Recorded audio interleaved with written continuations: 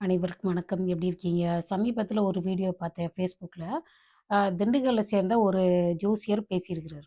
என்னன்னா, அ ஒரு மனுஷனுக்கு சுக்கிர திசை வந்ததுன்னா, ஒரு ஆணுக்கு சரியா? ஆணுக்கு தான் நெறைய சுதந்திரம் இருக்குல்ல. அவர் என்ன சொல்றாரு, சுக்கிர திசை வந்ததுன்னா, ஒரு கிளி மாதிரி பொண்ணு இருந்தாலும், அதாவது மனைவி இருந்தாலும், குரங்கு மாதிரி ஒரு பொண்ணு வேணும்னு தோணுமாம். இப்ப எனக்கு சுக்கிர திசை வருது. சரியா? இப்ப எனக்கு அது போல சொல்லுங்களேன். இப்போ ஜாதகங்கிறது ஆணுக்கு ஒரு மாதிரி, பெண்ணுக்கு ஒரு மாதிரி இருக்குமா? இப்ப ஆண் வந்து 12 மாசத்துல பொறக்குறாரு, பெண் வந்து 10 மாசத்துல பொறக்குறாங்களா? கிறுக்குத்தனமா பேசக்கூடாது. ஆணுக்கு பெண்ணுக்கு வந்து ஜோசியம் சொல்றப்போ, உங்களுக்கு வந்து இந்த டைம்ல தவறான சிந்தனைகள்லாம் வரும். அத நீங்க கட்டுப்படுத்தணும் அப்டின்றது. ஆனா அப்ப ஆணுக்கு வந்து அப்படி வந்து புது உறவு கிடைக்குமா? உங்கள மாரி ஆளுங்களோட பல்லெல்லாம் உடைச்சு விடணுன்ற. அப்புறம் எனக்கு கோவம் வர மாரி பேசக்கூடாது. நான் வந்து திருச்சி படிக்க வர்றதுக்கு முன்னாடி, எங்க வீட்டுக்கே ஒரு ஜோசியர கூட்டிட்டு வந்தாங்க. எங்க அப்பா, எங்க அப்பாவோட ஃப்ரெண்டு, அந்த ஃப்ரெண்டு வந்து ஒரு முஸ்லீம். அவரும் ஜாதகம் பார்க்குறாரு. அதாவது ஜாதகம் அவங்க குடும்பத்தாளுகளும் பார்க்குறாரு. அவரு கூட்டிட்டு வராரு. இவர் வந்து மிகச்சிறந்த ஜோசியரு அப்படின்னு சொல்லிட்டு. அது வந்து பேசுறாங்க. அந்த ஜோசியர் எனக்கு என்ன தெரியுமா சொன்னாரு? மாப்பிள்ளையோட வீட்டுக்கு முன்னாடி ஒரு கோயில் இருக்கும் அப்படின்னாரு. நான் நெனச்சுக்கிட்டேன், இங்க ஏற்கனவே ஏதோ முடிவு பண்ணிட்டு தான் வந்திருக்காங்கன்னு நெனச்சுக்கிட்டேன். இன்னும் 6 மாசத்துக்குள்ள உனக்கு கல்யாணம் நடந்துருமா? அம்மா, அப்பா பேச்ச கேளு அப்டின்னாங்க. நான் அமைதியா இருந்தேன். போயிட்டாங்க. 6 மாசத்துக்குள்ள கல்யாணம் நடந்துச்சா? நான் பண்ணவே இல்லையே! நான் என்ன நெனைக்கிறேன்னா, நான் என்ன பண்ணணும்னு நான் தான் முடிவு பண்ணணும். அதாவது கோயிலுக்கு முன்னாடி இந்த மாப்பிள்ளையோட வீடு இருக்குன்னு சொன்னா, யாராவது நம்புவாங்களா? ஏன்னா அவ்வளவு நீங்க த த திறமைசாலிகளா? ஒரு ஒரு ஜோசியக்காரங்களல்ல ஒரு மனுஷனுக்கு இங்க பிரச்சனை இருக்கு. இங்க பிரச்சனை இருக்கலாம்ன்னு தான் நீங்க சொல்லுவீங்க. இங்க பிரச்சனை இருக்கு. அப்படின்னு உங்களால சொல்ல முடியுமா? ஒரு பிறந்த நேரத்த வச்சு, நம்ம நேரத்த மாத்தி குடுத்தா கூட அவங்க ஜோசியம் தப்பா தான் சொல்லுவாங்க. தெரியுமா? நேரத்த சரியா குடுத்தோம்னா, அப்படி ஒரு அந்த ராசி பலன் சொல்லுவாங்க. நீங்க தப்பா குடுத்தீங்கனாலும், அது தப்புன்னு அவங்களுக்கு தெரியாது. ஏன்னா, அவ்வளோதான் ஜோசியத்தோட லிமிட்டு. இப்ப வந்து என்னோட ராசியில வந்து இது நடக்குது. அப்படின்னா, அது கரெக்ட்டா அது நடந்திருக்குதா? அப்ப நான் சின்ன பிள்ளையில ஒரு 7 வயசுல எங்க அம்மாவுக்கு உடம்பு சரியில்ல. 7 வயசுல எங்க அம்மா வந்து படுத்த படுக்கையா இருந்து ஒரு 4, 5 மாசம் அம்ம போட்டிருந்துச்சு. சின்னம்மை, பெரியம்மைன்னு சொல்லுவாங்கல்ல, அப்படி இருந்தது. அந்த 7 வயசுல இருந்தே எனக்கு பிரச்சனை தான். இன்னைக்கு வரைக்கும் பிரச்சனையா தான் இருக்குது. கஷ்டமா தான் இருக்குது. அப்ப எனக்கு சுக்கிர திசையே வரலையா? எனக்கு நல்ல நேரமே வரலையா? அதே நம்ம கல்ச்சர்ல எந்த பிரச்சனையுமே பிரச்சனை கிடையாது. யார் எந்த பிரச்சனையில கஷ்டப்பட்டாலும் அத பத்தி யாரும் கவலைப்பட போறதில்ல. ஆனா இவங்க என்ன சொல்றாங்க, சுக்கிர திசை வருது, அது வருது, இது வருது. ஒண்ணும் வரல. அது ஆட்டுக்குட்டிக்கு இந்த கேரட்ட பார்த்து காமிச்சு கூட்டிக்கிட்டே போன மாரி வருஷக்கணக்குல இந்தா அங்க பாருங்க. இப்ப இப்ப என்ன ஜூலை நடக்குதா? ஜூலை முடிஞ்சு அடுத்த மாசம் நல்ல நேரம்பாங்க. அடுத்த மாசம் முடிஞ்ச உடனே அதுக்கு அடுத்த மாசம் நல்ல நேரம்பாங்க. அதாவது மாத்திரை சாப்பிடுங்க உடம்பு சரியாயிடும் அப்படின்னு சொல்ற மாரி தான் இது. அத வந்து ஒரு பெரிய விஷயமா எடுத்துக்க தேவையே கிடையாது. என்னோட வாழ்க்கையில நான் இப்ப நீங்க என்ன விடுங்க. உலகத்துல இருக்கிற எல்லாருமே ஜோசியம் பார்த்துக்கிட்டு இருக்காங்க. இல்ல ஜோசியம் பார்த்து கல்யாணம் பண்றவங்கலாம் நல்லா இருக்காங்களா? வெளிநாட்ல முதல் கல்யாணம் பண்ணி டைவர்ஸ் ஆயி 2வது கல்யாணம் பண்ணி, அது 2வது கல்யாணத்துலயாவது அவங்க சிலர் நல்லா இருக்காங்க. இல்ல சிலர் கல்யாணமே பண்ணாம ஜாலியா ஊர் சுத்திக்கிட்டே இருக்காங்க. நீங்க வந்து இப்டி ஜாதகம் பார்த்து தான் இந்தியாவுல அப்படியே எல்லாரும் சிறப்பா இருக்கிற மாரி சொல்லிட்டு இருக்கீங்க. அப்பல்லாம் ஒண்ணுமே கிடையாது. ஜாதகத்த இங்க பாருங்க ஜாதகம் என்னோட ஜாதகத்துல என்ன சொன்னாங்க தெரியுமா? ரொம்ப சிறப்பா தான் சொன்னாங்க. அப்ப நான் அப்படி ஒண்ணும் சந்தோஷமா இல்ல. என் வாழ்க்கையில பெரும்பாலான வருஷங்கள் கஷ்டமா தான் இருக்கு. எனக்கு எவ்வளோ பிரச்சனை இருக்குன்னு நான் உங்ககிட்ட இதுவரை சொன்னதில்ல. சொல்ல போறதும் இல்ல. ஏன்னா, என்னோட பிரச்சனைக்கு நான் தான் தீர்வு காணணும். ஜோசியர்களாலயோ, வேற யாராலயும் முடியாது. அப்ப வந்து ஆணுக்கு வந்து, உங்களுக்கு இப்படி வரும். அதாவது கிளி போல பொண்ணு இருந்தாலும், அப்படி பொண்ணு கேட்கும்னு சொல்றீங்களே, உங்களுக்கெல்லாம் அறிவே கிடையாதா? ஒரு சில விஷயங்கள் அடுத்தடுத்த தலைமுறை எடுத்துட்டு போகக்கூடாது. அப்ப கிளி போல இருக்கிறவளுக்கு வந்து தேவதை மாதிரி குணம் இருக்குமா? குரங்கு மாதிரி இருக்கிறவளுக்கு நல்ல குணமே இருக்காதா? இல்ல நீங்க யார வந்து கிளின்றீங்க? யார குரங்குன்றீங்க? உங்க கண்ணுக்கு ஒருத்தர் கிளி மாதிரி இருக்கலாம். இன்னொருத்தர் கண்ணுக்கு அது குரங்கு மாதிரி தெரியும். இதெல்லாம் ஒரு மூஞ்சியா அப்படின்னு தோணும். இந்த ஜோசியக்காரங்க தொல்ல பெருந்தொல்லையா கிடக்குது. அப்படி ஆயிடும், இப்படி ஆயிடும். இந்த ஜாதகத்துக்காரங்களுக்கு ரகசிய தொடர்பு இருக்கும். இதெல்லாம் ஒரு கணவனோ, மனைவியோ நம்பிக்கிட்டு சண்டை போட்டுக்கிட்டு இருந்தா எப்படி இருக்கும் வாழ்க்கை? ரகசிய தொடர்பு இருக்குமா? என்னத்த தொடர்பு இருக்கு? நேரடி தொடர்பே வச்சுக்க முடியாது. அப்புறம் ரகசிய தொடர்பு இருக்குமாமா? இப்ப மனுஷங்களுக்கு இப்ப ஏகப்பட்ட பிரச்சனை இருக்கு. இதுல ரகசியமா போய் ஒரு வச்சுக்கிற அளவுக்கு இருக்குது நெலைம. இப்ப வந்து ஒரு ஒரு ஆளுக்கு வந்து உடம்பு சரியில்ல. அத ஒரு மாப்பிள்ளைக்கு ஒரு ஜாதகம் இருக்குன்னு வச்சுக்கோங்க. இந்த ஜாதகத்துக்காரங்க இப்படித்தான் இருப்பாங்கன்னு ஒரு ஒரு கணக்கு இருக்கு. சரியா? ஆனா அது மட்டும் தான் அவனுக்கு இருக்குதா? இப்ப இந்த கொஞ்ச நாளுக்கு முன்னாடி செத்து போன அந்த பொண்ணோட வீட்டுக்காரனுக்கு, ஜாதகம் நல்லா இருக்கு அப்படின்னு சொல்லியிருப்பாங்க. ஆனா அவனுக்கு இருக்கிற மனநோயி அந்த ஜாதகத்துல தெரியுமா? தெரியாது. ஏன்னா மனநோயெல்லாம் வந்து இதுல கண்டுபிடிக்கவே முடியாது. அவங்க ஜென்ரலா பார்ப்பாங்க. இவங்களுக்கு பேசினவா, இவங்க தரகர் வேலை மாரி தானே செஞ்சுட்டு இருக்காங்க. இவங்களுக்கு பேசணும். ஓகே. அவங்க ஏற்கனவே கல்யாணத்த முடிவு பண்ணிட்டாங்க. இனிமே நான் ஒண்ணும் செய்ய முடியாது. அதாவது அதுல இருக்கிற தப்பு தவறுகளை எல்லாம் ஆராய்ந்து பார்த்து அவங்க கண்டுபிடிக்கிற அளவுக்கு இவங்களுக்கு ஜோசியமும் தெரியாது. 1 1 பார்க்கறது, இல்ல பேசிக்காவே அவங்களுக்கு வந்து ஆராய்ச்சி பண்ணி பார்க்குற அளவுக்குலாம் ஒண்ணும் தெரியாது. நானும் பார்க்குறேன். பயங்கரமா இருக்குது. சவுத் இந்தியாவுல ஜோசியம், ஜாதகம் பயங்கரமா இருக்கு. எனக்கு தெரிஞ்ச ஒரு வீட்டுக்காரங்க, நல்ல வீடு கட்டியிருக்காங்க. பிசினஸ் பண்றாங்க. இங்க இருக்காங்க ஆஸ்திரேலியாவுல. அவங்க வந்து இந்த மெயின் டோர விட்டுட்டு சந்துக்குள்ளேயே போறாங்க. மெயின் டோர் இப்ப நம்ம வீட்ல மெயின் டோர் இருக்குல்ல, மெயின் டோர் இருக்கு. ஒரு மெயின் டோர் இருக்கு. ஒரு கேரேஜ் டோர் இருக்கு. அடுத்து கார்டன் டோர் இருக்கு. அவங்க கார்டன் டோர் வழியாவே போய்க்கிட்டு இருக்காங்க. நான் கேட்டேன், "என்னது கார்டன் டோர் வழியா போறீங்க?" அப்படின்னு. பக்கத்து ஸ்டேட்டுக்காரங்க. பக்கத்து ஸ்டேட்டுக்காரங்கன்னா புரிஞ்சுக்கங்க அதுக்கு பக்கத்துல. திருப்பதி கோயிலுக்காரங்க. அந்த கார்டன் டோர் வழியா தான் போறாங்க தினமும். நான் கேட்டேன், "ஏன் அப்படி போறீங்கன்னு?" அவங்க வந்து இந்தியாவுல இருக்க ஜோசியர்ட்ட கேட்டாங்களாம். "நீங்க வந்து மெயின் டோர யூஸ் பண்ணக்கூடாது. கேரேஜ் அந்த வண்டி நிறுத்திட்டு போறோம்ல, அந்த டோர யூஸ் பண்ணக்கூடாது. நீங்க கார்டன் டோர் வழியாவே போன்னு" சொன்னாங்களாமா. அதாவது இப்ப அந்த அந்த கதவு வழியா போனா மட்டும் வாழ்க்கை வந்து நல்லா இருக்கும். இல்லாட்டி வீணா போயிடுமா? அப்புறம் எதுக்கு அந்த கதவு இருக்கு? அந்த கதவ திறக்கிறதே கிடையாது. உண்மையிலே பயமா இருக்கு. அதாவது நம்மளுக்கு தெரியும். இது வந்து மூட நம்பிக்கை, இது நம்பிக்கை அப்படின்னு நமக்கு தெரியும். நமக்கு தெரியும். ஒவ்வொரு ஸ்டேட்டுக்காரங்களும் ஒவ்வொரு விதமா இருக்காங்க. ஐயோ! ஒரு பொண்ணு அ சிங்கப்பூர்ல பிறந்து வளர்ந்த பொண்ணு. அந்த பொண்ணு என்கிட்ட கேட்குறாங்க. அ எலுமிச்சம் பழத்த எடுத்து இங்க பாருங்க எலுமிச்சை பழத்த 2ஆ வெட்டி, அந்த ஒரு எலுமிச்சை பழத்து மேல குங்குமத்த தடவி, வாசப்படிக்கிட்ட வைங்க. கண் திருஷ்டி போயிடுங்குது. எனக்கு ஒரே எரிச்சலா இருக்குது.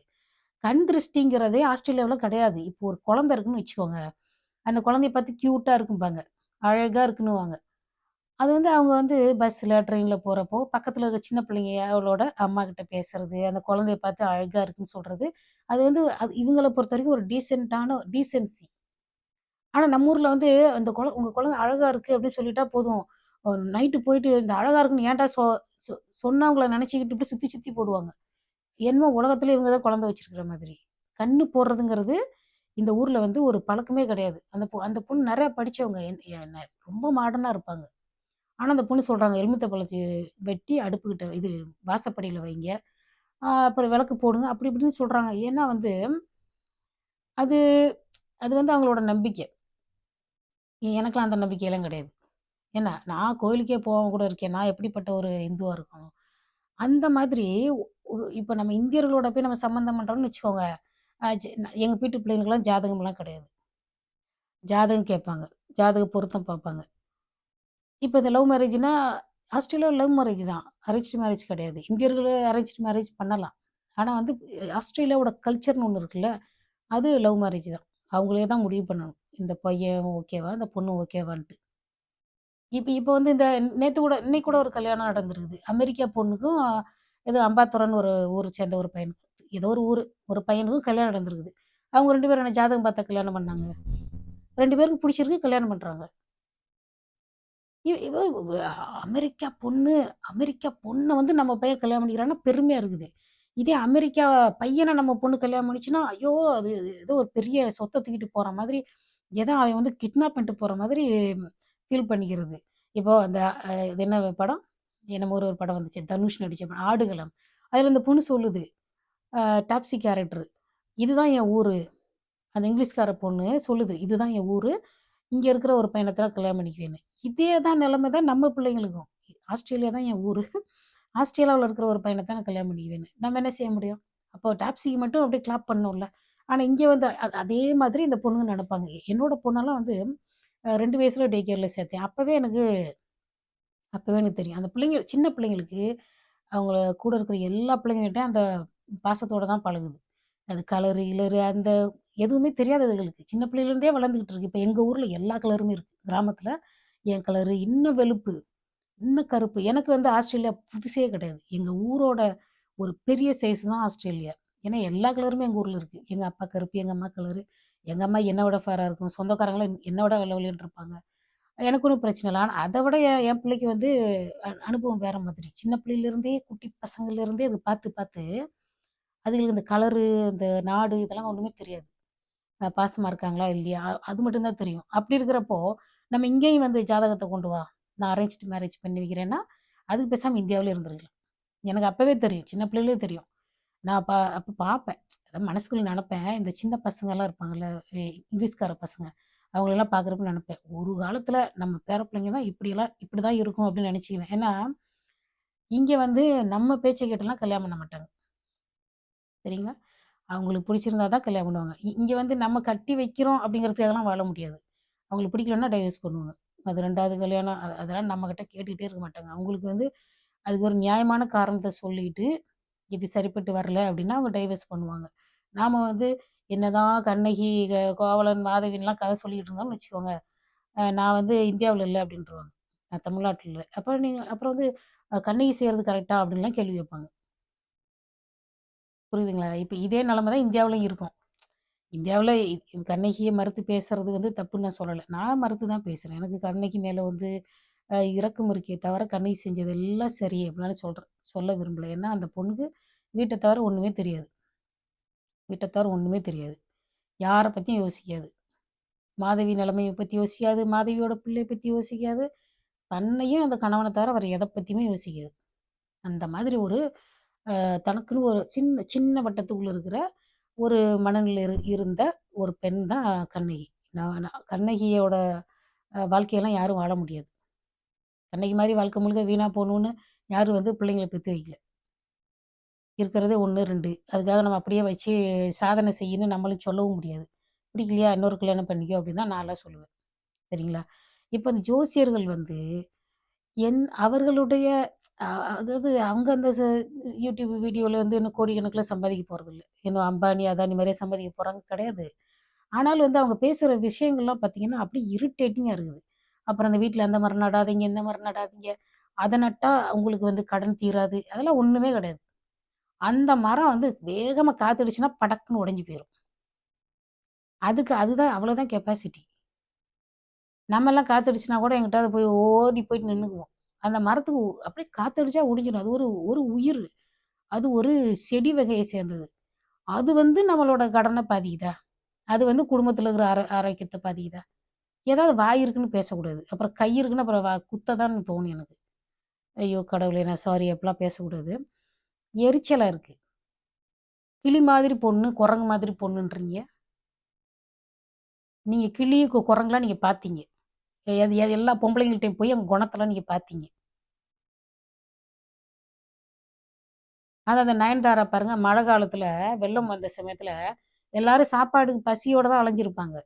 அந்த பொண்ணு அவங்க அந்த பொண்ணோட கம்பெனி நாப்கின கொண்டு போயிட்டு மக்கள்ட்ட குடுத்துச்சாம். அந்த பொண்ணு கிளி மாரி தான் இருக்குது. குணம் எப்படி இருக்கு? நிஷான்ற பொண்ணு ஒரு பொண்ணு இருக்கு. அந்த பொண்ணு எல்லாத்துக்கும் என்ன குடுத்தது? சாப்பாடு குடுத்தது, பாய் குடுத்தது, துணியெல்லாம் குடுத்துச்சு. அந்த பொண்ணு குரங்குன்னுவீங்களா? அந்த பொண்ணு முகம் வந்து கடவுள் நிஷா கலர்லயும் இருப்பாரு. எல்லா கலர்லயும் கடவுள் இருப்பாரு. ஏன் கடவுள் நிஷா மாதிரி இருக்கக்கூடாதுன்னு என்ன கட்டாயம் இருக்கு? இருக்க மாட்டாரா கடவுளு? கிளி மாதிரி பொண்ணு, குரங்கு மாதிரி பொண்ணுன்றீங்க. உங்களுக்கெல்லாம் அறிவே கிடையாது. உங்களுக்கு அறிவே கிடையாது. முன்னாடி ஒருத்தர் சொன்னத அப்படியே புடிச்சுக்கிட்டு போறீங்கன்னா, உங்களுக்குன்னு சொந்த புத்தியே இல்லன்னு நான் சொல்லுவேன். நிஷா அழகு இல்லையா?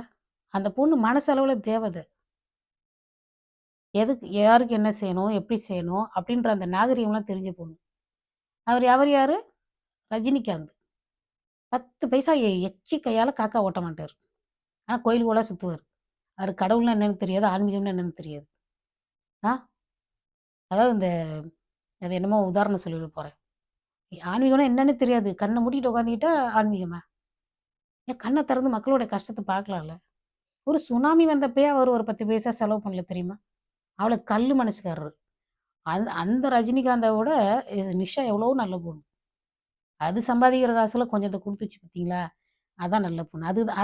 அதுக்கு தான் கடவுள் தன்மைன்னா என்னன்னு தெரியுது. கோயிலுக்கு போறவங்க எல்லாருமே கடவுள உணர முடியாது. ஆ எனக்கெல்லாம் கோயிலுக்கு போக இன்ட்ரெஸ்ட்டே கிடையாது. நானும் சின்ன பிள்ளையிலேருந்து கோயில் போயிட்டுருக்கேன். வேணும்னா சாமி வந்து என்ன பார்க்கட்டும். அப்படின்னு நானும் தான் கோயிலுக்கே போறதில்ல. இப்ப நம்ம வந்து அம்மாவ, அப்பாவ பார்க்க போய்க்கிட்டே இருக்கோம். ஏன் அந்த அம்மா, அப்பா நம்மள பார்க்க வரக்கூடாதா? ஏன்னா நம்மளெல்லாம் பார்த்தா அவ்வளோ லேசா தெரியுதா? நான் தான் கோயிலுக்கே போகக்கூடாதுன்னு முடிவு பண்ணியிருக்கேன். சாமி வந்து என்ன பார்க்கட்டும்னு. நமக்கு வந்து அப்படி ஒரு கர்வம் இருக்கக்கூடாதா? நான் நான் உரிமையோட சொல்றேன். சிவனா இருந்தாலும் சரி, முருகனா இருந்தாலும் சரி, "நீ வந்து என்ன பாரு, நான் வரமாட்டேன்." நான் வந்து இந்த குளூர்ல சாயங்காலம் எனக்கு அங்க குளிர்ல வந்தேன்னா, எனக்கு தலைவலிக்கும். "உனக்கு தலைவலிக்க போகுதா? நீ வந்து என்ன பாரு." அப்படி சொல்லிட்டு நான் கோயிலுக்கே போகல. எனக்கு நல்ல நேரம், கெட்ட நேரம்லாம் ஒண்ணும் கிடையாது. நம்மள சுத்தி இருக்கிறவங்க நல்லவங்களா இருந்தா நமக்கு நல்ல நேரம். நம்மள சுத்தி இருக்கிறவங்க நம்மள கஷ்டப்படுத்துறவங்களா இருந்தா கெட்ட நேரம். இது கெட்டது. இது துன்பத்தை விளைவிக்கக்கூடியது. இந்த துன்பத்திலிருந்து நீங்க உன்ன காப்பாத்திக்கோ அப்படின்னு கடவுள் தான் சொல்றாரு. அப்ப நம்ம காப்பாத்திக்க முடியுமா? எல்லாராலயும் காப்பாத்திக்க முடியுமா தன்ன?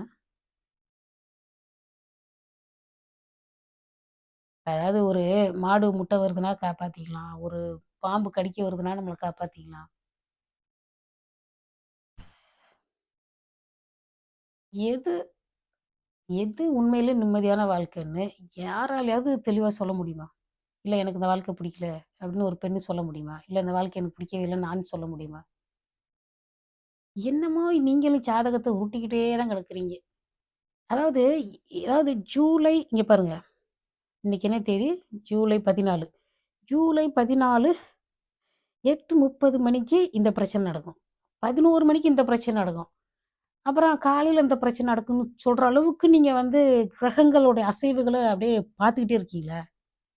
இல்ல உங்ககிட்ட சொல்லிட்டு தான் கிரகம் நகருதா? எல்லாம் வந்து இல்ல உண்மைய சொல்றேன். நானும் 2 வருஷமா இந்த ராசியெல்லாம் பார்த்துக்கிட்டு தான் இருக்கேன். நான் என்ன சொல்றேன்னா, நம்ம நம்ம பிரச்சனைக்காக யோசிக்கிறோம். சரியா? இந்த ஒரு கிரகம் வந்து இத்தன கோடி பேருக்கும் யோசிக்குதா? இந்த ஒரு கிரகம் இத்தன கோடி பேருக்கும் யோசிக்குதான்னு கேட்கிறேன். நம்ம பிரச்சனைய யோசிக்கிறத விட, இப்ப என் பிரச்சனைய எப்படி தீர்க்கலான்னு நான் யோசிச்சு மண்டைய போட்டு ஓவர் திங்கிங் பண்ணக்கூடாது. அப்புறம் நான் எனக்கு திங்க் பண்ணாம வேற யார் திங்க் பண்ணுவா? திங்க் பண்ணி மூளையே சூடேறுற அளவுக்கு அப்புறம் திங்க் பண்ணிட்டு தூங்கிருவேன். தூக்கத்த கொஞ்சம் ரெஸ்ட் எடுத்துட்டு தூங்கிருவேன். இப்போ என் பிரச்சனைய நான் எப்படி தீர்க்கிறதுன்னு நான் தானே நல்லா சிந்திக்க முடியும். செவ்வாய், புதன், வியாழன், வெள்ளி, சனி, ஞாயிறு எல்லாம் வந்து சிந்திக்க போகுதா? ராகு, கேது, குரு பகவான் இவங்கெல்லாம் வந்து நமக்காக சிந்திக்க போறாங்க. அப்ப அதே கிரகங்கள் எங்க அப்பாவுக்காக சிந்திக்கும். அப்பாவுக்காக சாதகமா சிந்திக்கும். எனக்கு சாதகமாவும் சிந்திக்கும். எந்த கிரகம் வந்து அப்பா, அம்மா மேல தப்பு இருந்துச்சுன்னா தூக்கி போட்டு மிதிக்கும்? மிதிக்காது. புரியுதுங்களா? அம்மா, அப்பா செய்ற தவறுகளுக்கு எந்த கிரகமாவது தண்டனை குடுக்குமா? குடுக்காது. அது பாட்டுக்கு போயிட்டு இருக்குது. புரியுதா? ஒண்ணோட ஒண்ணு மோதிக்காம அப்படியே சுத்திக்கிட்டு இருக்குது ரவுண்ட் ரவுண்டா. நம்ம விஷயத்துக்கு நம்ம தான் கவனிக்கணும். ஜாதகத்துக்கு பெண், ஆண், பெண் வித்தியாசம்லாம் கிடையாது. சரிங்களா? இது பெண் இல்லாம ஆண் பிறக்க போறதில்ல. ஆண் இல்லாம பெண் பிறக்க போறதில்ல. அது கரெக்ட்டா அது இத்தனாம் தேதி, இத்தனாம் நிமிஷத்துக்கு பிறந்தோம்னா ஜாதகம் எழுதுறாங்க. சரியா? அது ஆண், பெண்ணுன்ற வித்தியாசம்லாம் கிடையாது. ஆண் ஜாதகம் ஒண்ணு, அதாவது ஆண் ஜாதகம் ஒண்ணு, பெண் ஜாதகம் ஒண்ணுலாம் சொல்லாதீங்க. ஒவ்வொரு மனுஷனுக்குள்ளயும் ஒவ்வொரு மனுஷனுக்குள்ளயும் அதாவது சயின்டிஃபிக்கா பார்த்தா கொஞ்ச நாள் எல்லா கருவுமே பெண்ணா தான் இருக்குது. அதுக்கப்புறம் தான் ஆணா மாறுதுன்றான். சரியா? சரி வேணாம் எக்ஸ், ஒய் அத விட்டுருங்க. எக்ஸ், ஒய் அத வச்சு தான் ஆண், பெண் வருதுன்னு வச்சுக்கோங்க. இ ஒவ்வொரு ஆணுக்குள்ளேயும் ஒரு தாய்மை உணர்வு இருக்கு. ஒவ்வொரு பெண்ணுக்குள்ளேயும் ஒரு ஆணுடைய தைரியமோ, அந்த கான்ஃபிடென்ட் இருக்கு. சரிங்களா? 2மே இருக்கு. கொஞ்சம் அதிகமா இருந்துச்சுன்னா, அந்த ஜெண்டர். இது கொஞ்சம் அதிகமா இருந்துச்சுன்னா, இந்த ஜெண்டர். அதிகமா இருந்துச்சுன்னா. ஆனா 2 பேருடைய குணநலனும் ஒரு மனுஷனுக்குள்ள இருக்கு. எது வந்து அதிகமா இருக்கோ அந்த ஜெண்டர். சரியா? இதுல வந்து ஆணுக்கு ஒரு ஜாதகம் இருக்காம், பெண்ணுக்கு ஒரு ஜாதகம் இருக்காம். ஆண் வந்து 10 கல்யாணம் பண்ணிக்கலாம். பெண் வந்து ஒரே கல்யாணம் பண்ணிக்கலாம். ஆணுக்கு வந்து அப்படியே வெந்நீர் போட்டு உடம்ப கழுவிட்டோனே சரியா போயிடும். ஆனா பெண்ணுக்கு வந்து அப்படி கழுவவே முடியாது. அப்படி கழுவிட்டு இன்னொரு கல்யாணம் பண்ணவே முடியாது. அப்படி சொல்லி சொல்லி தான் எல்லாரையும் மென்டல் ஆக்கி தற்கொலை பண்ண வைக்கிறீங்க. ஆனா இப்ப தான் இந்த மாரி ஒரு பிரச்சனை இருக்கு. எங்க குடும்பத்திலேயே எங்க அம்மாயியோட அக்காவுக்கு 2 கல்யாணம் நடந்திருக்கு. அதாவது ஒரு கல்யாணம் டைவர்ஸ் ஆயி இன்னொரு கல்யாணம். அவங்கலாம் வந்து, "ஐயோ! கற்பு கற்புன்லாம் ஒண்ணும் பேசலையே." கற்பனப்படுவது சொல் திறம்பாமை. சொன்ன வார்த்தைய காப்பாத்தணும். அதுதான் கற்புன்றாங்க. ஆ தொல்காப்பியத்துல கற்பு என்பது அதாவது குடுக்குறவங்க பொண்ணு குடுக்குறாங்க, எடுக்கிறவங்க பொண்ணு எடுக்குறாங்க. கரணமோடு புணர. கரணம்ங்கிறது திருமணம். அதாவது கல்யாணம் பண்ணிக்கிட்டு வாழ்றது தான் கற்புன்றாங்க. நம்ம கல்யாணம் பண்ணிக்கிட்டு வாழலன்னா, அதுக்கு பேரு வேற. அதாவது ரகசிய காதல். சரியா? கல்யாணம் பண்ணிக்கிட்டு அம்மா, அப்பா எல்லாரும் தெரிஞ்சு வாழ்றது தான் கற்புன்னு சொல்லியிருக்காங்க. அப்ப இவங்க சொல்ற கற்பெல்லாம் எப்படி இருக்குன்னா, ஆணுக்கு கற்பே கிடையாது. அது அது எப்பவுமே கிடையாது அப்படிங்கிற மாரியும், பெண்ணுக வந்து கற்போட பார்த்துக்கிட்டே இருக்கணும். அப்படி எல்லாரும் அந்த பெண்ண கவனிச்சுக்கிட்டே இருக்கணும். என்ன பண்றா? என்ன பண்றா? என்ன பண்றான்னு. அதாவது ஒரு கலித்தொகையில ஒரு வரி வருது. அதாவது மழையை தருபவள் அந்த கற்பினலாமா. அந்த வரிய நான் இன்னொரு நாளைக்கு சொல்றேன். அதாவது அவ வேண்டுனாலும் மழை வருமாமா. ஐயோ! அப்ப ஆண்கள் வேண்டும்னா வறட்சி வந்துருமா? இருந்தாலும் வந்து அதாவது ஒருத்தரு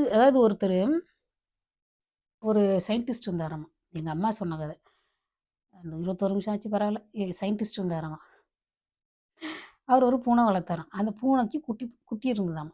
அந்த பூனைக்கு வந்து இவ்ளோ பெரிய ஓட்டையில அந்த வீட்டுக்குள்ள போறதுக்கு ஒரு ஓட்டை பண்ணி வச்சிருந்தாராம். அது அது பாட்டுக்கு போயிட்டு வரட்டும்னு.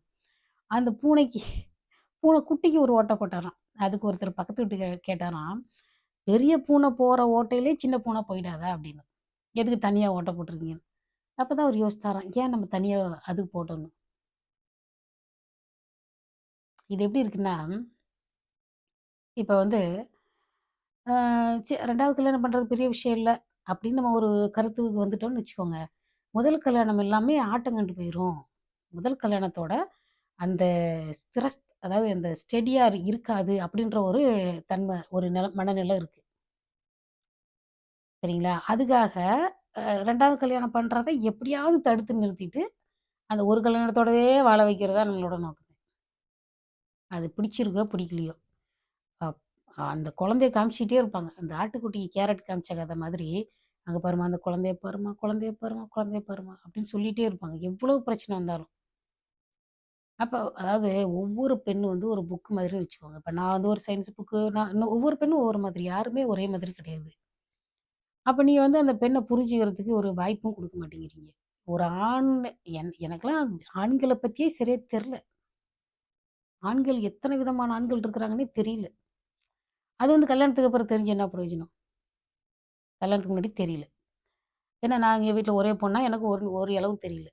அப்போ இந்த பெண்கள பத்தி ஒண்ணுமே தெரியாம கல்யாணம் பண்ணிட்டு, அந்த பெண் வந்து இப்போ ஃபார் எக்ஸாம்பிள் எனக்கிட்ட வந்து ஒரு மெடிக்கல் சயன்ஸ் புக்க குடுத்து, அத படின்னு சொன்னா எனக்கு புரியுமா? அது தமிழ்ல தான் இருக்கும். ஆனா ஒண்ணும் புரியாது. இந்த சுரப்பி வேலை செய்யுது, அது வேலை செய்யுது, இது வேலை செய்யுதுன்னு கஷ்டமா தான் இருக்கும். இப்ப எனக்கு இலக்கியம் புக்கு பிடிச்சிருக்கு. இல்ல ஒரு கதை புக்கு பிடிச்சிருக்கு. ஒரு சயன்ஸ் மெடிக்கல் சயன்ஸ் புக் குடுத்தா நான் எப்படி படிப்பேன்? ஆனா இந்த கல்யாணம் எப்படி தெரியுமா இருக்கு? அந்த புக்க நீ படிச்சு தான் ஆகணும். ஏன்னா அந்த புக்க நீ வாங்கிட்ட. அந்த புக்க நீ காசு குடுத்து வாங்கிட்ட. நீ இந்த புக்க வாங்கிட்டன்னு உலகத்துல இருக்கிற எல்லாரும் தெரிஞ்சு போச்சு. இந்த புக்க நீ படிச்சே ஆவணும். அதுல நீ பாஸ் ஆகி தான் ஆவணும். எப்படியும் சாகுற வரைக்கும் அந்த புக்க படிச்சே ஆவணும்னு சொல்லி கட்டாயப்படுத்துனா, அப்போ லைப்ரரிக்கு விட்டா, அவன் 4 புக்கு எப்படி இருக்குன்னு தெரிஞ்சுக்குவானா இல்லையா? இல்ல நான் கேட்கறது சரியா தப்பா? நான் கேட்கறது சரியா தப்பா? எதுவுமே தெரியாது. அப்படியே இந்த கிஃப்ட் பாக்ஸுக்குள்ள அந்த புக்க போட்டு குடுத்துடுறது. அப்புறம் அந்த புக்க திறந்து பார்த்தோனே நமக்கு ஒண்ணும் புரியல. நம்மளால ரிட்டர்ன் பண்ணவும் முடியாது. வாழ்நாள் முழுக்க அந்த புக்க வச்சுக்கிட்டே இருக்கணும். ஒருத்தன் ரிட்டர்ன் பண்ணிட்டு இன்னொரு புக்க வாங்கி மறுபடியும் படிக்கிறான். அப்படி வெளிநாட்ல அப்படி நடக்குதுன்னா, ஐய்யய்ய! வெளிநாட்டுக்காரங்கலாம் ரொம்ப மோசம். அவங்களுக்கு கொஞ்சம் கூட வாழ்க்கைய பத்தி தெரியலன்றது. இப்ப யாருக்கு வாழ்க்கைய பத்தி தெரியல? நமக்கு பிடிக்காத, நமக்கு தெரியாத, நம்மளால புரிஞ்சுக்கவே முடியாத ஒரு புத்தகத்த வச்சுக்கிட்டு, அந்த புத்தகமும் அழுதுகிட்டு, நம்மளும் அழுதுகிட்டு இருக்கிறது சரியா? இல்ல இந்த தெரியாத புக்க ரிட்டர்ன் பண்ணிட்டு, தெரிஞ்ச புக்க வாங்கிக்கிறது சரியா? நான் வெளிநாட்டுல உட்காந்துட்டு இப்படி பேசுறேன்னு நினைக்கக்கூடாது. நான் இந்தியாவுல இருந்தாலும் இப்படி தான் பேசியிருப்பேன். ஏன் இந்தியாவுல வந்து லிவிங் டுகெதர அந்த எழுத்தாளர் தமயந்தி எல்லாம் பேசலையா? அவங்க ஹஸ்பண்ட் வந்து காலையில 8 மணிக்கு சப்பாத்தி குடுக்கலன்னா அடிப்பாராமா. அவங்களோட பையன வந்து கூட்டிட்டு போயிருக்காங்க. அவங்க நீயா நானால சொன்னாங்க. பையன தூக்கிட்டு போயிட்டாங்க. நான் மனநல அதாவது ஸ்ட்ரெஸ் வந்து உட்காந்துருந்தேன். நைட்லாம் அப்படியே முழிச்சுக்கிட்டே இருப்பாங்களாம்.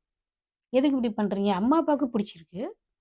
அம்மா, அப்பாவுக்கு பிடிச்சிருக்கு. கல்யாணம் பண்ணிக்கிறீங்க. அம்மா, அப்பாவுக்கு பிடிச்சா ட்ரெஸ் வாங்கலாம், நகை வாங்கலாம், வீடு வாங்கலாம். கல்யாண விஷயத்துல மட்டும் எனக்கு பிடிச்சிருக்கு அப்படின்னு செய்யவே கூடாது. இல்ல நீங்க அப்படியே புடிச்சிருக்கு அப்படின்னு பண்ணாலும், அதில லவ்வர்ஸே காதலர்களே புடிச்சிருந்து கல்யாணம் பண்ணாலும், பிடிக்கலன்னா பிரிஞ்சு போறத தவிர வேற ஒரு ஆப்ஷனே கிடையாது. இல்ல நம்ம லவ் மேரேஜ் பண்ணிட்டோங்கிறதுக்காக 2 பேரும் அடி அடின்னு அடிச்சுக்கிட்டு, தொல்ல பண்ணிக்கிட்டு, துன்பப்படுத்திக்கிட்டு இருக்கிறது நல்ல விஷயமே கிடையாது. துன்பப்படுத்துறது வந்து காதல் கிடையாது. அப்ப ஒரு ம் ஒரு ஒரு ஈர்ப்பு, அதாவது உணர்ச்சி வசப்பட்டு கல்யாணம் பண்றது. Fake love, lost. அந்த அதையே வந்து நான் அத வச்சுக்கிட்டு, நான் லவ் பண்ணலன்னு ஏன் புலம்பிக்கிட்டு இருக்கணும்? அதாவது நம்ம மக்கள் என்ன நினைக்கிறாங்கன்னா, ஒரே கல்யாணம் பண்ணிட்டு வாழ்றது ரொம்ப சிறப்பு அப்படின்னு நினைக்கிறாங்க. அந்த ஒரு கல்யாணத்தையாவது ஒரு தெளிவோட கல்யாணம் பண்ணணும்னு தான் நான் எதிர்பார்க்குறேன். டைவர்ஸ் பண்ணிட்டு பண்ணிட்டு பண்ணுங்கன்னு நான் சொல்லல. ஆனா டைவர்ஸ் பண்ணிட்டு கல்யாணம் பண்ற வெளிநாட்டுக்காரங்கள எல்லாம் அவங்களுக்கு ஒண்ணுமே தெரியல அப்படின்னு வந்து எப்படி ரொம்ப தூரத்துல இருந்துகிட்டு இக்கரைக்கு அக்கரை பச்சைன்ற மாரி விளங்காம பேசக்கூடாது. அவங்க வந்து கல்யாணம் பண்றாங்க, பிடிக்கல, பிரிஞ்சு போறாங்க. யாரும் யாரையும் வந்து அடிக்கிறது, அவமானப்படுத்துறது, இல்ல இந்த பொண்ணு இப்படி, இந்த பையன் இப்படின்லாம் வந்து பப்ளிசிட்டி பண்ணிக்கிட்டு இருக்க மாட்டாங்க. அதாவது டீசென்ட்டா அவங்க போயிட்டே இருப்பாங்க. நம்ம ஊர்ல இன்னொரு கல்யாணம் பண்ணணும்னு நெனச்சாலே அடிதடி பண்ற அளவுக்கு இருக்கு. அப்போ அப்போ ஒரு கல்யாணம் பண்றான். எவ்வளவுக்கு முக்கியமான கல்யாணம் தான். அந்த ஹிமாலயாவுல போயிட்டு அடிதடி பண்ணி அவன கொன்னு. பிடிக்கலன்னா, "அப்பா பிடிக்கல. ஃபோன் பண்ணி எனக்கு இந்த கல்யாணத்துல விருப்பம் இல்ல. எங்க வீட்ல தொல்ல பண்றாங்கன்னா" அவனே அந்த மாப்பிள்ளைக்காரனே கல்யாணத்த நிறுத்திட்டு போயிருப்பான். அப்படியே பொண்ணு போல வாழ்க்கை அவங்கவங்க வாழ்க்கைய அவங்கவங்க பார்த்துட்டு போயிருக்கலாம். எவ்வளோ பாவம்! அடுத்தவங்க வீட்டு பசங்கள வந்து கொலை பண்றது. இந்த திருப்பூர் விஷயத்த பாருங்க. அதான் அந்த பொண்ணு குரல் எவ்வளோ நல்லாயிருக்கு பாருங்க. சில பொண்ணுங்க குரல கேட்டா அப்படியே ஹீரோயின் குரல் மாரி இருக்கும். அதாவது ஹீரோயின் கூட பேக் பின்னணி டப்பிங் குரல் தான். அந்த பொண்ணுக்கு எவ்வளோ அழகான வாய்ஸ், எவ்வளோ அழகான சிரிப்பு. ஐயோ! ரொம்ப அந்த குரல் எனக்கு கேட்டுக்கிட்டே இருக்கலாம் போல இருந்தது. கிளிய வளர்த்து பூனைக்கிட்ட குடுத்துட்டானுங்க. அப்ப அந்த ஜோசியருக்கு தெரியுமா? அந்த பையனோட ராசி பலன சொல்லியிருப்பாங்க. அந்த பையனுக்கு மனநல பிரச்சனை இருக்குன்னு தெரியுமா? ஆனா அந்த பையனுக்கு தெரியும். நம்ம சம்திங் ராங் அப்படின்னு தெரியும். ஆனாலும் ஏன் வந்து இப்படி பண்றாங்க? நம்ம நம்ம வந்து ஒரு பெண்ண நம்ம கஷ்டப்படுத்த போறோம். அந்த பொண்ணுக்கு இது பிடிச்சிருக்கா இல்லையான்னு கூட யோசிக்கல. அப்ப அந்த பொண்ணோட ஒப்பீனியன் அவனுக்கு தேவையே கிடையாது.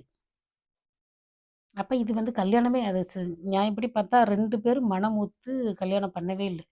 ஒருத்தருக்கு கல்யாணத்துல விருப்பம் இருக்கு. இன்னொருத்தர் வந்து அந்த பொண்ண எப்படியாவது இந்த வலையில புடிச்சு வச்சுக்கணும். அதாவது வந்து எப்படி சொல்றது? ஒரு நாய வாங்கிட்டு வந்து கட்டியே போட்டு வைக்கிறது. அந்த கட்டி போட்ட நாய் எப்படி சந்தோஷமா இருக்கும்? எப்ப பார்த்தாலும் கட்டி போட்டு வைக்கிறது. எங்க சொந்தக்காரங்க வீட்ல அப்படிதான் நாய கட்டி போட்டுக்கிட்டே இருந்தாங்க. நான் சொன்னேன், "அத அவுத்து விடுங்க. அப்பதான் தைரியமா இருக்கும்னு." கட்டி போட்டு வச்சுக்கிட்டு இருந்தது பயந்தாங்குழியாயி, அதுக்கப்புறம் ஒரு நாய் கடிச்சது செத்து போச்சு. இப்ப இவங்க வந்து என்ன பண்ணியிருக்காங்க, சுதந்திரமா, சந்தோஷமா, அன்பா இருந்தா தானே சுதந்திரமான வாழ்க்கையா இருக்கும். அந்த பொண்ண கண்ட்ரோல் பண்ணி அது அந்த அந்த உண்மையிலேயே பாருங்க, 3 பேர் சேர்ந்து ஒரு ஆள கஷ்டப்படுத்தினா, அதாவது கெட்டிக்காரன் புளுகு 8 நாளைக்குன்னு சொல்லுவாங்க. சிலர்லாம் பல வருஷங்களா ஏமாத்துவாங்க தெரியுமா?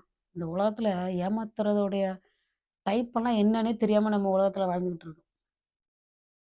அவன் சரியில்லன்னு 1 வாரத்துல இல்ல 1 மாசத்துல கூட தெரிஞ்சிருக்கு. ஆனா வந்து இது சரியில்ல, வேணான்னு முடிவெடுக்கிறதுக்கு விடாம பண்ணது யாரு? நம்மள மாதிரி ஆட்கள் தான். அவங்க என்ன நினைப்பாங்க? சொந்தக்காரங்க நினைப்பாங்க, சிரிப்பாங்க. நமக்கு பிடிக்காத 4 குடும்பம் நம்மள பார்த்து சிரிக்கும். அதுதான் பெரிய பிரச்சனை. இங்கேலாம் யாரும் யாரையும் பார்த்து சிரிக்க மாட்டாங்க.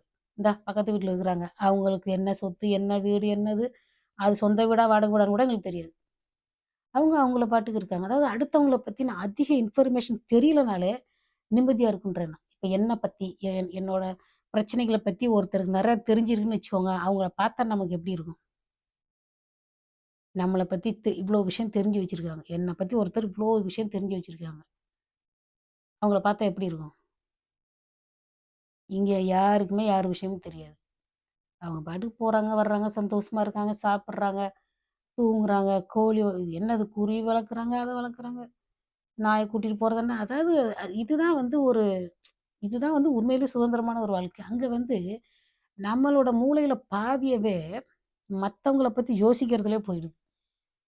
மத்தவங்கள பத்தி நம்ம யோசிச்சு அவன் என்ன நினைப்பான், இவன் என்ன நினைப்பான்.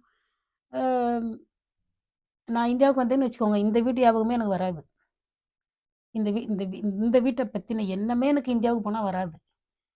அப்புறமா மெதுவா அந்த ஃப்ளைட்ல ஏறி வந்துகிட்டு இருக்கப்ப தான் தோணும். ஓ! சரி, இன்னைக்கு என்ன கிழமை? வெள்ளிக்கிழமை, செவ்வாய்க்கிழமை, குப்பை தொட்டி வைக்கணும். அந்த அவங்க போஸ்ட்லாம் போய் செக் பண்ணணும். அப்படின்னு எனக்கு ஃப்ளைட்ல வர்றப்ப தான் ஞாபகத்துக்கு வரும். இந்தியாவுல வந்து நம்மளுடைய மூளைய வந்து பாதிக்கு பாதி நம்ம மக்கள் வந்து நெறைய அப்படி பாதி கவனத்த சிதற விடுறதுனால தான் நம்மளுக்கு வந்து செயல்திறன் கம்மியா இருக்குன்னு நெனைக்கிறேன். இங்கலாம் எப்படின்னா, அவங்க வேலைய அப்படியே ஃபோக்கஸ்டா அப்படியே பார்த்துட்டு போயிட்டே இருப்பாங்க. ரிலாக்ஸ். அவ்வளோ நான் சொல்றேன். உங்களுக்கு ஏன் நான் சொல்றேன்னா, ஒரு சீன பையன் நீ வந்து இப்படி எழுதி வந்து குடுத்தாராம். அந்த புக்க நான் ரொம்ப நாளா தேடிட்டு இருந்தேன். ஒரு சைனா பொண்ணுகிட்ட கேட்டுக்கிட்டு இருந்தேன். அதாவது இப்ப நம்ம வெளிநாட்டுல இருக்காங்கல்ல, அவங்களோட ஆட்டிட்யூட் எப்படி சிந்திப்பாங்கன்னு, அந்த ஊர்லயே குடிக்கிறவங்களுக்கு தானே தெரியும். இப்ப நான் எதுக்கு உங்கள்ட்ட சொல்லிட்டு இருக்கேன். அது நல்ல விஷயங்கள் நம்ம ஊருக்கு போகணுன்ற ஆசையில தான் சொல்லிட்டு இருக்கேன். பீஸா, பர்கர் போறதெல்லாம் ஒண்ணும் பெரிய விஷயம் கிடையாது. அதுவும் தெரிஞ்சுக்கணும் தான். பட் வெளிநாட்டுல எப்படிலாம் இருக்காங்க, எப்படிலாம் நம்ம இன்னும் கொஞ்சம் நல்லா யோசிக்கலான்னு நம்ம தெரிஞ்சுக்கலாம். இந்தியாவுல இருக்க நல்ல விஷயத்த இங்க நான் சொல்லுவேன். சரியா? என்னால 2 ஊரையுமே விட்டு குடுக்க முடியாது. இதோட இந்த வீடியோ முடிச்சுக்கலாம். ஏன்னா 30 நிமிஷம் ஆயிடுச்சு. அம் அதாவது ஜோசியம், ஜாதகத்தெல்லாம் எடுத்து பார்த்துக்கிட்டு நெறைய ஜோசியம் இருக்குது. பேரு பேரு, அப்புறம் வாஸ்து. இந்த வாஸ்து இருக்கு பார்த்தீங்களா? யாராவது ஒரு வீட்ட பார்த்து இது நல்லா இருக்குன்னு சொல்லியிருக்காங்களா? அதுல ஏதாவது ஒரு கரெக்ஷன் சொன்னா தான் உங்களுக்கு ஃபீஸ் கிடைக்கும். அதனால கரெக்ஷன் பண்ணி, பண்ணி, பண்ணி எங்க சொந்தக்காரங்க வீட்ட, அங்க செவுரு வை, இங்க செவுரு வைன்னு வச்சு அந்த வீட்ட பார்த்தா எனக்கு அப்படி இருக்குது. நல்லா இருந்த வீட்ட செவுரு செவுரா வச்சுட்டாங்க. ஏன்னா கரெக்ஷன் பண்ணா தானே உங்களுக்கு ஃபீஸ் கிடைக்கும். சரி இதுக்கு மேல நான் பேசல. எனக்கு வந்து அதாவது என் ஃப்ரெண்ட் எனக்கு வந்து இந்தியாவுல இருந்து ஜிமிக்கி ஜிமிக்கி வாங்கி அனுப்பிச்சு விட்டுருக்காங்க. என்னோட ஃப்ரெண்ட் ஒரு அக்கா. கோயம்புத்தூர்காரங்க. அதனால அவங்களுக்காக நான் போட்டு காமிக்கிறேன். அதனால இந்த ட்ரெஸ் போட்டிருக்கேன். சரி நம்ம இன்னொரு வீடியோல பார்க்கலாம். சரியா? நன்றி, வணக்கம்.